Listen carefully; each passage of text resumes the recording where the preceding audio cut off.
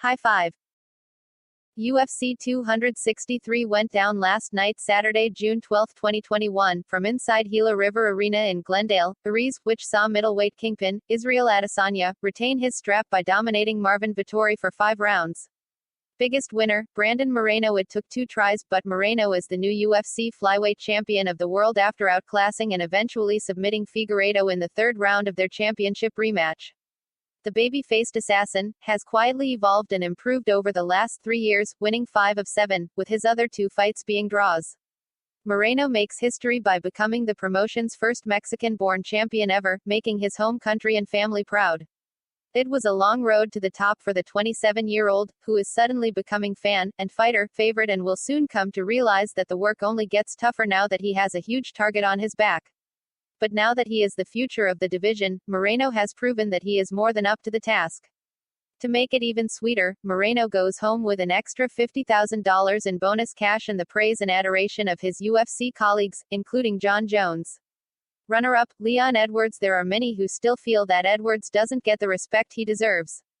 Perhaps now that he secured a dominant win over Nate Diaz, he can get the love a fighter on a 9-fight win streak should be getting.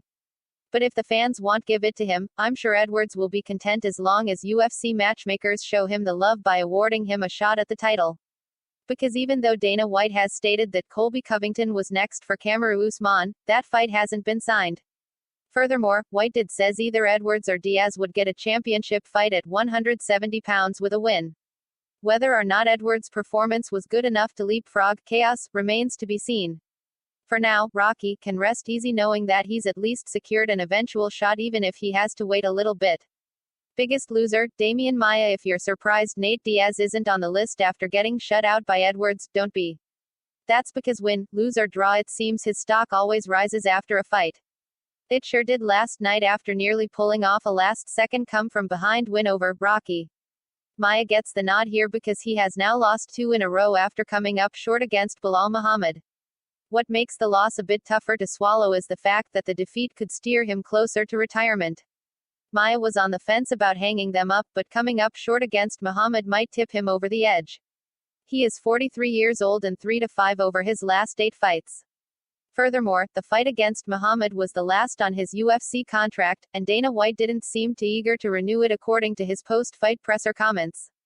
For complete UFC 263 results and coverage, click here.